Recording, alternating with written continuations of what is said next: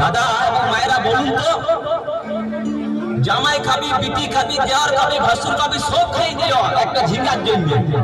তো মায়েরা তো বলতে পারবেন কোন গাইতে বাকি রইল?